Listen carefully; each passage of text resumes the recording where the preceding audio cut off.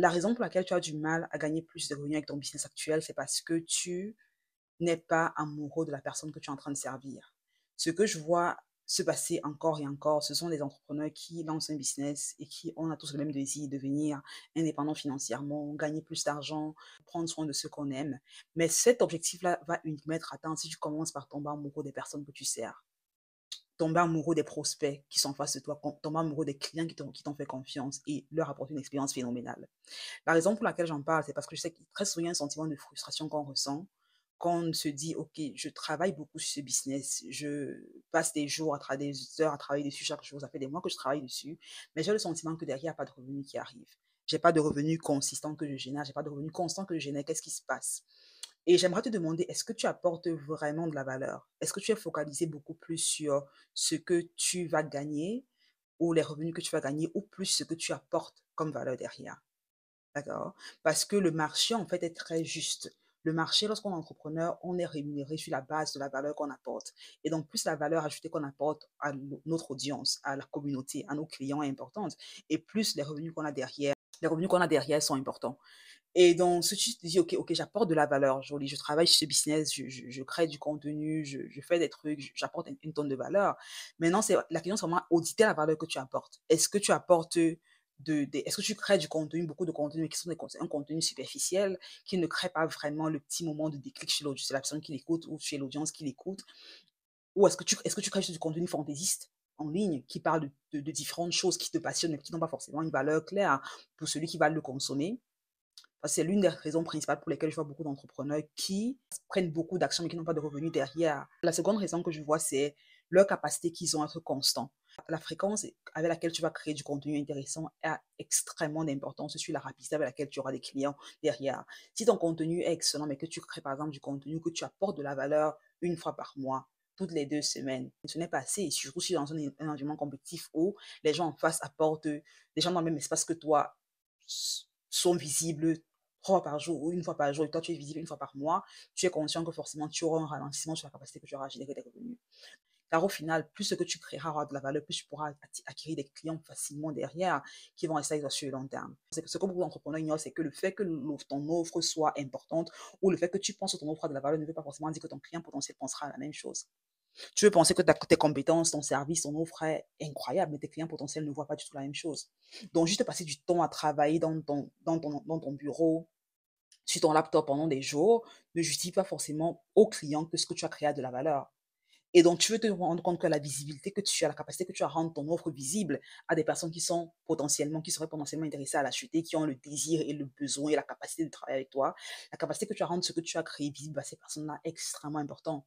Juste parce que tu crées le service ne veut pas forcément dire que tu vas le vendre. Si tu n'as pas une bonne stratégie d'acquisition de la clientèle qui est mise en place, c'est extrêmement important. Que le produit le plus connu se vendra toujours plus que le meilleur produit. Donc, indépendamment de la magnificence du produit que tu as créé, s'il n'est pas connu par des personnes qui ont la capacité à l'acheter, tu ne vendras pas. Et un produit inférieur au tien, un compétiteur qui a passé moins de travail à travailler sur son offre vendra plus que toi parce qu'il a privilégié la visibilité derrière.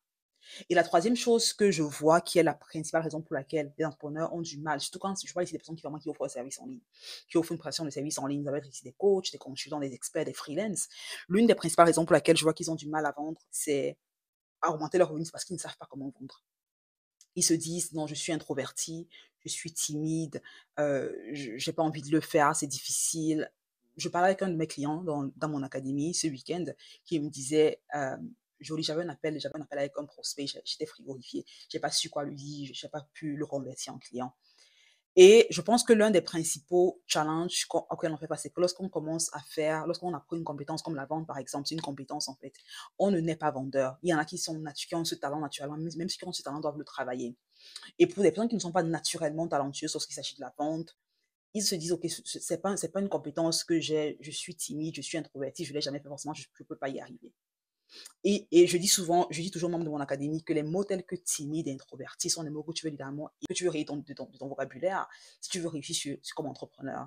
Parce que quand tu dis je suis timide, je suis introverti, tu te donnes en fait des justifications qui vont expliquer la raison pour laquelle tu n'as pas de résultat. Donc, tu vas te dire comment est-ce que je travaille sur ces compétences-là pour devenir meilleur. Et donc, avec ce client, ce qu'on a fait, c'est que je lui ai dit, écoute, faisons une simulation. C'est une consultante en visibilité en ligne. Elle aide ses clients à augmenter en visibilité sur Pinterest et YouTube. Je lui dis, OK, imagine que je suis un client avec lequel tu parles et vends-moi ton offre de service.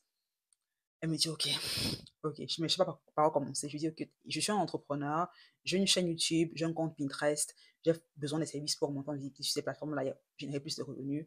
Vends-moi tes services, vends-moi ton expertise. Elle me dit, OK, d'accord. Écoute, elle était très, très stressée. Je lui dis, vas-y, tranquille, il n'y a pas de pression, quoi qu'il en soit. Elle me dit, OK, je travaille depuis tel nombre d'années, ça fait tel nombre d'années que je suis consultante en marketing, je peux t'aider à faire X, Y, Z. Je lui dis, non, écoute, arrête un moment donné, parce que là, ça commence mal. Parce que tu commences à parler de toi. Tu dois commencer à t'intéresser à la personne que tu as en face de toi. Comme je disais encore, tu dois tomber amoureux de la personne à qui tu parles. Tu dois tomber amoureux du prospect que tu as en face de toi. C'est un peu comme, je vais de cette analogie, c'est un peu comme quand tu vas dans un restaurant, quand tu rencontres un gars et vous avez à peine rencontré, d'accord? Si c'est pour des intérêts romantiques, par exemple.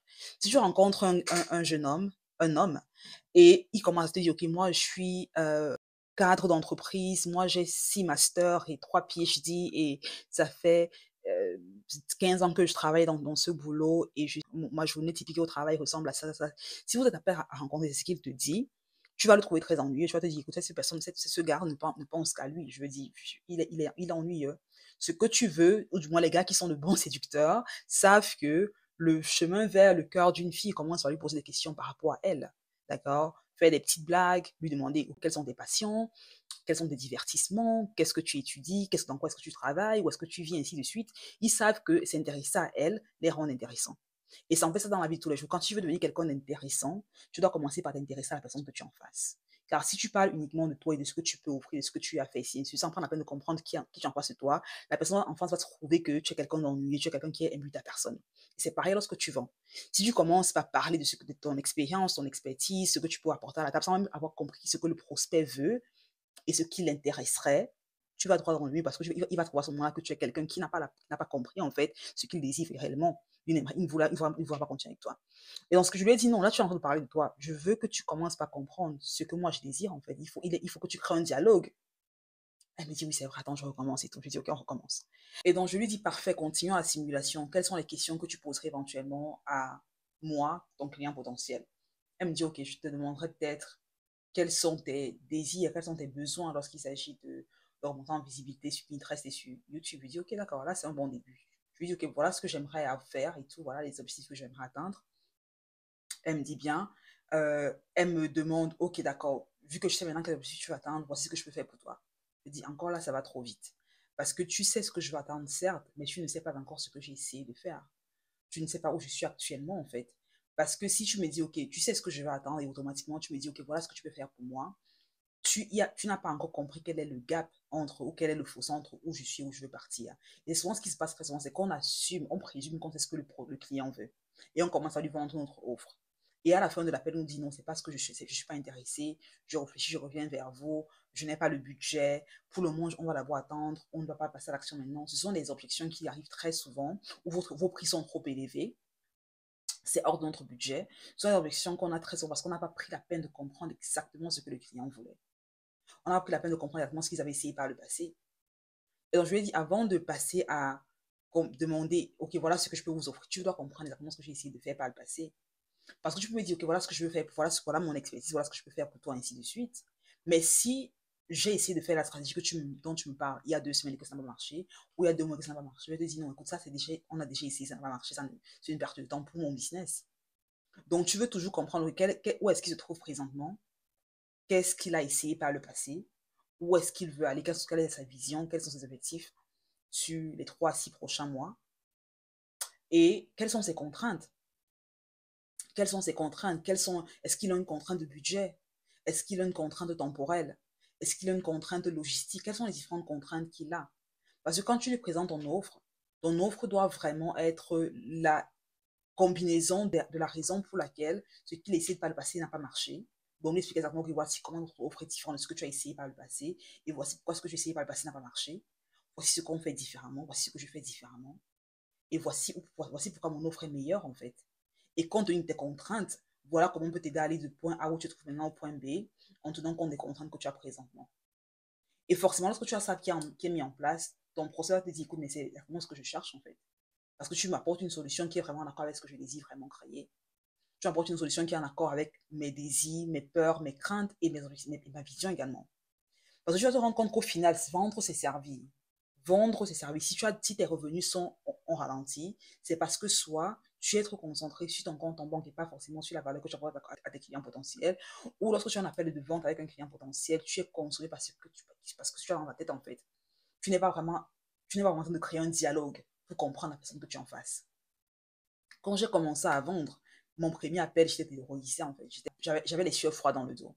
C'était extrêmement difficile pour moi. Donc, quand elle me parlait, je lui dis que oui, je comprends d'où tu viens.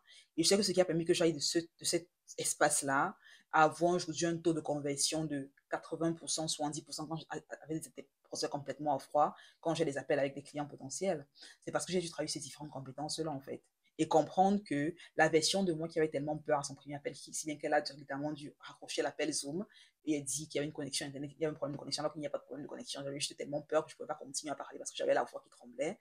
La version de moi, à ce moment-là, il y a 3 ans et demi, celle d'aujourd'hui qui a cette confiance, c'est parce que je sais exactement comment créer un dialogue, comment comprendre ce que la personne veut et comprendre si je peux le servir ou pas. Parce qu'au final, si tu lui offres une opportunité de travailler avec toi lorsque tu vends, ce n'est pas, ok, je vais le forcer à travailler avec moi, voilà ce que j'ai à offrir, voici tes besoins, voici ce que je peux t'offrir comme solution. Est-ce que tu es intéressé ou pas en fait? C'est un échange simple. C'est un échange simple qui est logique, qui est intentionnel. Il n'y a pas de pression du tout. Et donc, si tu as du mal à y arriver, demande-toi vraiment, est-ce que je suis concentrée beaucoup trop sur moi et pas sur la personne que j'en face? Est-ce que je suis tellement concentrée sur, oh my god, il faut que je close ce client à tout prix, il faut que je le convertisse à tout prix, ou est-ce que je suis vraiment intéressée à comprendre, est-ce que je peux le servir? Est-ce que je peux vraiment l'aider à aller au next level? Et lorsque tu fais ce shift-là, je te garantis que tu pourras vendre beaucoup plus rapidement. D'accord? Lorsque tu travailles sur, premièrement, la valeur du contenu que tu crées, la valeur que tu apportes de façon constante, de façon quotidienne à ta communauté, à tes clients potentiels, gagner en visibilité, parce qu'en 2024, c'est un must. Deuxièmement, quelle est la fréquence avec laquelle tu apportes ce contenu de valeur? Et troisièmement, quelle est la capacité que tu as à convertir des personnes qui sont intéressées par ce que tu as à offrir en des clients qui te payent tous les mois pour ton expertise ou qui te payent pour ton expertise. C'est vraiment ça le game en fait. Une fois que tu travailles ces 3 éléments-là, tu vas te rendre compte que premièrement, pour travailler ces 3 éléments, tu devras absolument tomber amoureux de la personne que tu as en face de toi. Dis-moi en commentaire si tu as des questions, laisse-moi pour si tu as eu de la valeur, mais surtout, partage des vidéos avec un ami que ça peut éventuellement aider. Avec un entrepreneur qui a du mal à augmenter ses ventes, qui a du mal à vraiment scaler son revenu, augmenter son revenu. Partage cette vidéo avec lui parce que sharing is caring.